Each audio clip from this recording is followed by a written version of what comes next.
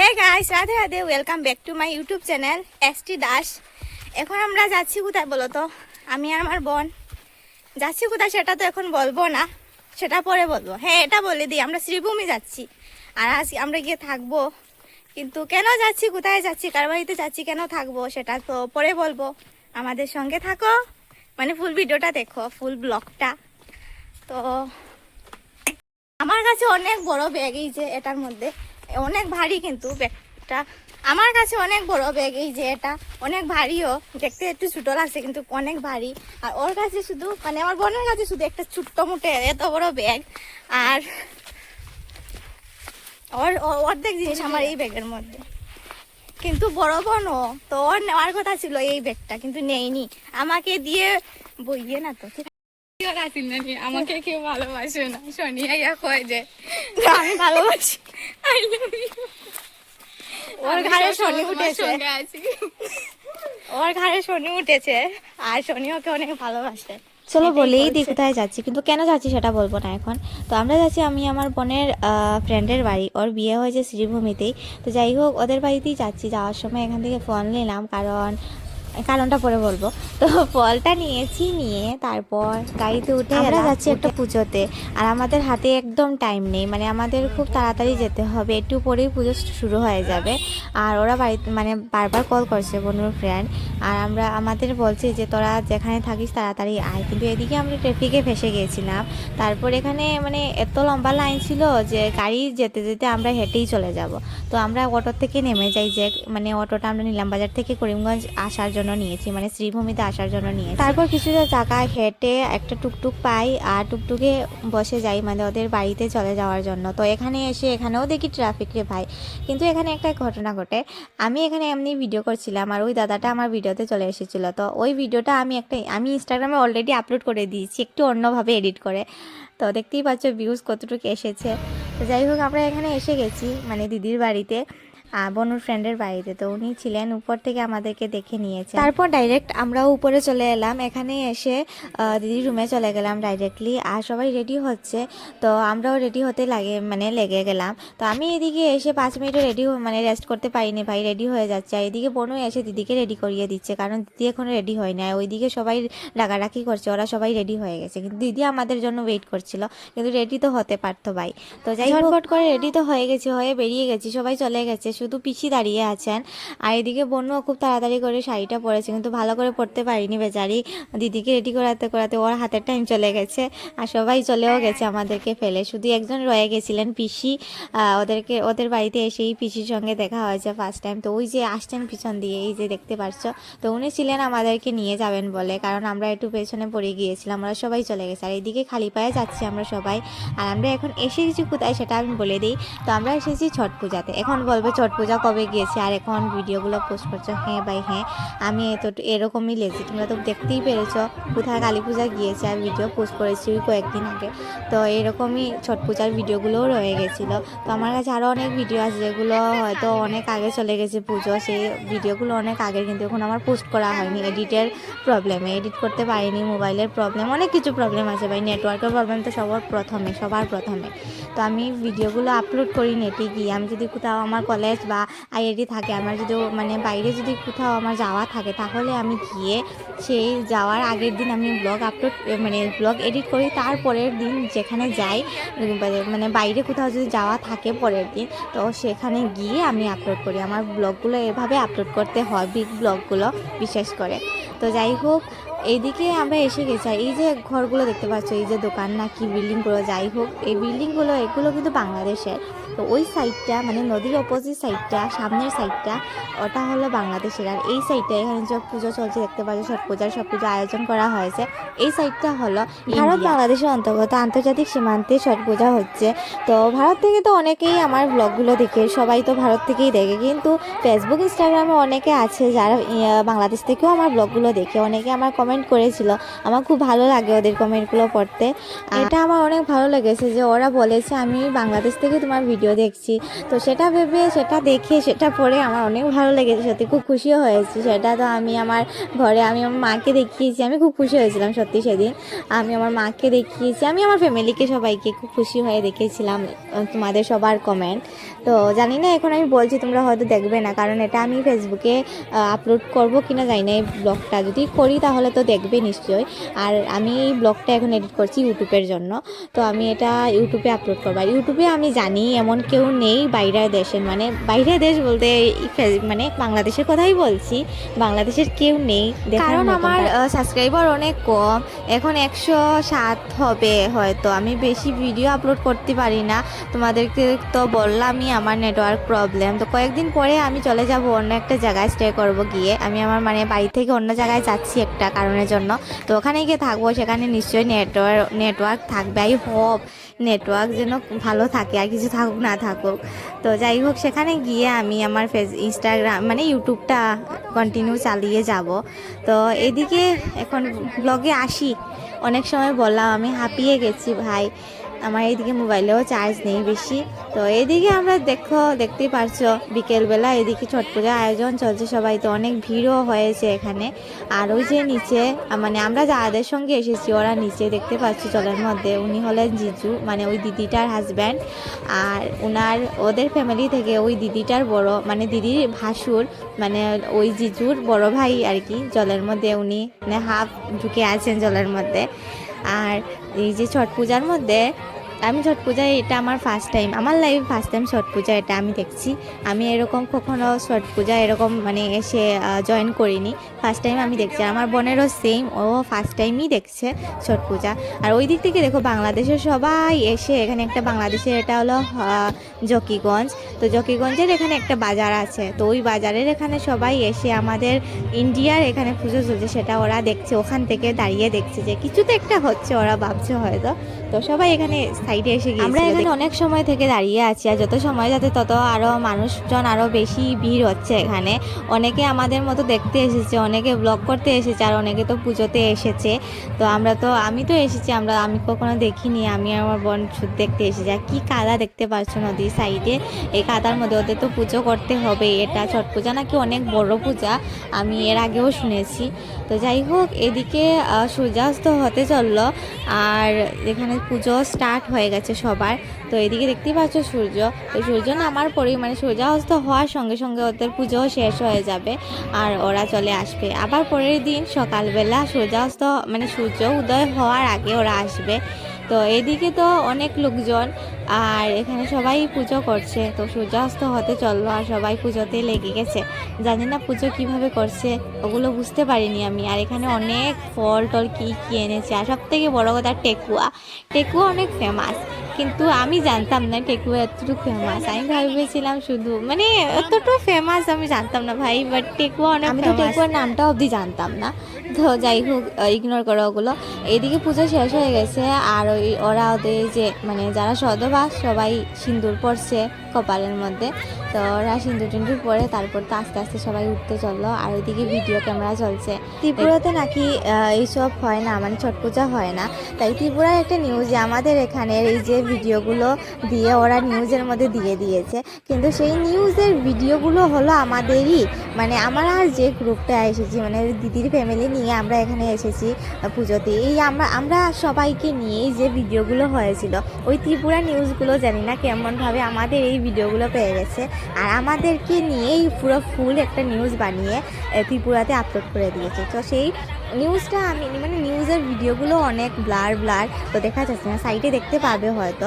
এই ভিডিওগুলোর মধ্যে আমরা যারা গিয়েছিলাম এখানে পুজোতে, ওই যে দিদি দেখতে পাচ্ছ ওই ওর ফ্যামিলি নিয়ে, আমি আমার বোনও আছি এখানে, তো আমাদেরকে নিয়েই সব ভিডিও ছিল। আর এই ভিডিওটা নিয়েই পুরো ফুল একটা নিউজ বানিয়ে ত্রিপুরা নিউজের মধ্যে আপলোড করে দেয়, কারণ ত্রিপুরাতে এইরকম মানে ছট পূজা হয় না।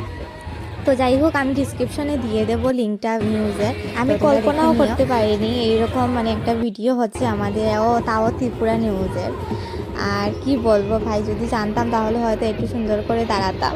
কীরকম ছিলাম আমি নিজেও জানি না। তো যাই হোক, এইদিকে আমি দিয়ে দেবো, দেখে নিও ডিসক্রিপশনে।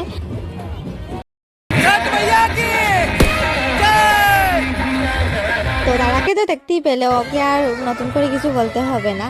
তো সুজনদা ওখানে গিয়ে পেয়েছিলাম দাদাকে। আর এই যে এখানে আমরা সবাই দাঁড়িয়েছিলাম বা এখানে হাঁটছি, ওই ভিডিওগুলোই ত্রিপুরা নিউজের মধ্যে দিয়েছিল, সেটা আমি দেখতেই পারিনি কোথা থেকে কে এসে ক্যামেরা করে নিউজে দিয়ে দেয় বুঝতেই পারিনি। এখানে তো অনেক লোকজন দেখতে পাচ্ছ, কিন্তু এখানে কেউ নেই, নিউজের মধ্যে কেউ নেই, শুধু আমরাই ছিলাম। তো ভাবা যায় কার সঙ্গে কি হয় কখন।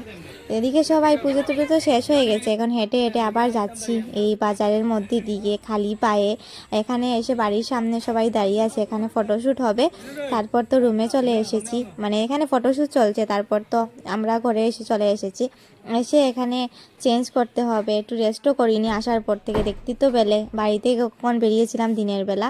তো এদিকে শুধু চেঞ্জ করে চলে এসেছি আবার ছাদের উপরে। ওখানে ওরা পুজোর আয়োজনগুলো করেছে, তো এখানের মধ্যে রাখা আছে, বোনু এখানে প্রণাম করছে, তো আমিও প্রণাম করেছি, কিন্তু ভিডিও করছি আর কি তোমাদের দেখানোর জন্য। তো এখানের মধ্যে দেখতেই পাচ্ছ কী মানে একটা ডালার মধ্যে কী থাকে সে আমি জানি না, তো এখানের মধ্যে আছে। আর ওইদিকে এখানে টেকুয়া বানানো চলছে, তো আমি তো আগে টেকুয়ার নামটা অবধি জানতাম না, এখানে এসে শুনেছি, আর তারপর বুঝলাম যে টেকুয়াটা অনেক ফেমাস। সবাই আমি বলছি আমার মনকে, তো বোনু অবাক সত্যি ভাই, আমি সত্যি বলছি টেকুয়ার নাম আমি আগে শুনিনি। তো এটা কি ফারাক করে, ইগনোর করে যাও, ছাড়ো এইসব। এদিকে টেকুয়া বানানো চলছে, ওরা অনেক এনজয় করছে, করে ওরা টেকুয়া বানাচ্ছে, কিন্তু আমি বানাতে বসিনি। সবাই বলছে আমি বানাবো, কিন্তু বানাতে বসিনি, কারণ আমার হাত ঘেমে যায়। তো আমি হাত দিয়ে কীভাবে বানাবো ভাই, ওদেরকে প্রুফও দিয়েছি আমার হাত ঘেমে গিয়েছিল। তো এখানে আমি বসে আমি গান চেঞ্জ করছি, গান লাগাচ্ছি বক্সের মধ্যে, সবাই তারপর সবাই মানে যার যেটা রাখছি আমি সেটা শুধু এনে দিচ্ছি, ওদের হেল্প করছি দূর থেকে। আর গিয়ে বানাইনি টেকুয়া ছাড়া, মানে ওরা তো সবাই টেকুয়া বানাচ্ছে, বাট আমি সাইড থেকে যা দরকারি কাজ যেগুলো কিছু দেওয়ার হলে দিচ্ছি, জল খাচ্ছে ওরা, জল এনে দিচ্ছি, এইসব করছিলাম। তারপর গিয়েছিলাম ছাদের মধ্যে জল আনতে, ওরা মানে জানি না কি করবে, তো আমি জল আনতে গিয়েছিলাম, গিয়ে জল তো আর আনতে পারছি না। তারপর পিসি এসে কলসটা নিয়ে যান আমার কাছ থেকে। আমরা এখন বম ফাটাতে যাচ্ছি। এখন আমরা সবাই যাচ্ছি বাজি ফাটাতে। তো ছোটরা সবাই এখানে অনেক জোর করছিল, তো ওরা বাজি ফাটাবে, তো ওদের সঙ্গে আমরাও চলে এসেছি এখানে।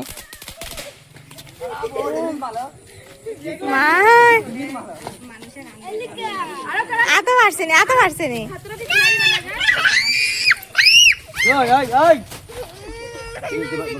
মাইল লাগি গেছে।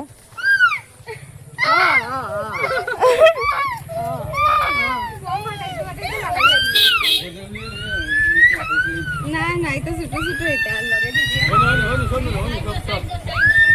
তাই ভিডিও করে।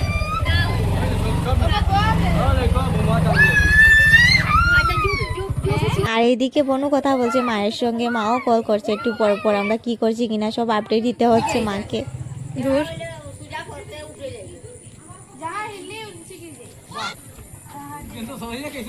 ওইদিকে আমার মারিলি তো নাকি তার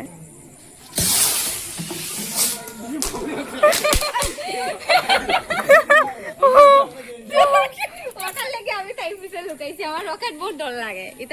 এখন আমরা খেতে যাবো, কোথায় সকালবেলা খেয়ে বেরিয়েছিলাম, এখনো খাইনি কিছু, খুব ক্ষুধা লেগেছে, তো খেয়ে আসি। আবে খেয়ে দিয়ে এখানে বসেছি আমরা। এখানে দেখতে পাচ্ছ এই যে কুকুরটা ওদের বাড়িরই, এই ডগটা, তো ওর নামটা কী ছিল জানি, আমি ভুলে গেছি, 1 মাস আগে ব্লগ এডিট করছি, আমি পুরো ভুলে গেছি ওটার নাম কী ছিল। তো এখানে আমরা সবাই বসেছি, বসে একটু গল্প টল্প করছি। খেয়ে দিয়ে রুমে এসে একটু রেস্ট করছি, একটু পরে আবার সকালবেলা ঘরেও একটু রেস্ট করার টাইম পাইনি, আমার বাড়ির কথা বলছি। সেখানে ঘুম থেকে উঠে ঠাকুর পুজো টুজো করে স্নান টান করে রেডি হতেই অনেক লেট হয়ে গেছিলো। তারপর বেরিয়ে কি রাস্তার মধ্যে ট্রাফিক দেখতেই তো পারলে সকাল থেকে ব্লগটা করছি, সারাদিনের ব্লগ। আর তারপর সারাদিন সন্ধেবেলা এখানে পুজোতে চলে গেলাম, আর এখন এখানে খেয়ে দিয়ে এসে পড়েছি বিছানাতে। এখন বাজে কয়টা দেখতেই পেলে ঘড়ির মধ্যে। আর এখন একটু রেস্ট করবো, রেস্ট করে মানে এখন একটু ঘুমাবো, কারণ অনেক ঘুম পেয়েছে। এখন বাজে মানে এখন ঘুম থেকে উঠে গেছি, কিন্তু আমি ব্লগ বানাতে আর এখন বাজে দেখতেই পাচ্ছ 3টা বেজে গেছে। আর এখন আমরা রেডি হচ্ছে, এইদিকে দিদিরা মানে রেডি হচ্ছে, আর এখানে আমি ঘুম থেকে উঠে জাস্ট বিছানায় বসে আছি। তারপর আমিও উঠে গেলাম রাম বলে, তো এদিকে উঠে আমিও রেডি হতে লেগে গেছি। আমাদের হাতে টাইম খুব খুব কম। তো এদিকে দিদিরা রেডি হচ্ছে, আর এখানে এসে গেছি আমরা। তো দেখতে পাচ্ছ এখন 3:30 নাগাদে আমরা এসে গেছিলাম এখানে, আধা ঘন্টার মধ্যে আমরা রেডি হয়ে চলে এসেছি। তো ভালো করে চুলও আঁচড়াইনি, আমি তো চুল না আঁচড়িয়ে এখানে চলে এসেছি, শুধু শাড়িটা পরেছি আর কিছু না। তো যাই হোক এখানে এসে দেখি সবাই রেডি করছে, আর এখানে এখনও ওরা আমাদেরকে রেখে চলে এসেছিল, আর আমাদের সঙ্গে শুরু জিজু ছিল আসার সময় এখন। তো যাই হোক এইদিকে দেখতে পারছো কি ভিড়, এখন 3:30, এখনো ভালো করে ভুরো হয়নি, আর কি ভিড় দেখতে পারছো। তো পুজোটা মানে সত্যি ওদের জন্য অনেক বড় পুজো এটা, তো ওরা টাইমে টাইমে না করলে হয় না। তো এখানের মধ্যে আবার রেডি করছে ওরা সবাই, কি আবার যেরকম ছিল পুজো যা যা লাগে সব কিছু লাগাচ্ছিল। আর এদিকে ওরা উপর থেকে সবাই বাজি ফাটাচ্ছিল, আর আমি একটু ভিডিও করলাম, দেখে নাও।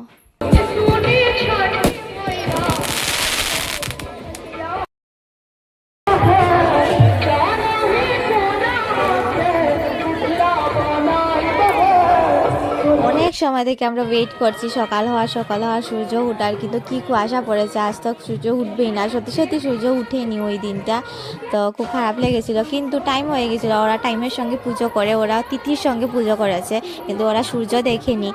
আর শুধু কুয়াশার জন্য সূর্যটা দেখা যায়নি, বাকি সূর্য তো টাইমে উঠেছে। আর ওরা তিথির সঙ্গে পুজোটা করে কমপ্লিট করে উঠে ওরা এখান থেকে মানে জল থেকে উঠে যায়। আর ওই দিনটা অনেক কুয়াশা ছিল, দেখতেই পাচ্ছি কীরকম কুয়াশা পড়েছে। তো যাই হোক, আর এখানে অনেক কাদাও, কি বলবো, অনেক পিছল হয়ে গেছে, পুরো কাদা কাদা কাদা কাদা টাইপ হয়ে গেছে সব কিছু। আর সবাই জলের মধ্যে ঢুকে আছে, দেখতে পাচ্ছ কি কাদা এখানের মধ্যে। এখানে আমি কাদার মধ্যে ঢুকার একটাই কারণ ছিল, এখানে শুধু ওই যে ফুটাগুলো নেওয়ার ছিল, তো আর কিছু একটা দেওয়ার ছিল সেই সময় আমার। তো আমরা সবাই ফুটা নিয়ে, আমার সবাই বলতে আমি আর বোন ফুটা দিয়ে আবার আমাদের জায়গায় চলে গেছি, বসে বসে দেখছি ওখানে পুজো চলছে। কিন্তু পুজো চলছে তো ঠিক আছে রে ভাই, বাট খারাপ লেগেছে ওই দিনটা সূর্য দেখা যায়নি, ওই দিনটা অনেক কুয়াশা পড়ছিল। এত এত এত লোকজন এসেছে শুধু পুজো, ছট পূজা দেখতে। তো দেখে অনেক ভালো লেগেছে, হয়তো বাড়িতে থাকলে এ বছরটাও আমার দেখা হতো না, এত লাইভের এতটা বছর কাটিয়ে দিলাম, কিন্তু ছট পূজা আমি এই ফার্স্ট টাইম আমি দেখছি। ভাবা যায় ফাইনালি সূর্য তো উঠেনি, কিন্তু ওদের পুজো শেষ হয়ে গেছে, ওরা তিথির সঙ্গে পুজো করে নৌকা টোকা ভাসিয়ে এখন ওরা চলে যাচ্ছে আস্তে আস্তে, সব জিনিসপত্র দিয়ে ওরা এখন আমরা মানে চলে যাচ্ছি আর কি, পুজো শেষ হয়ে গেছে।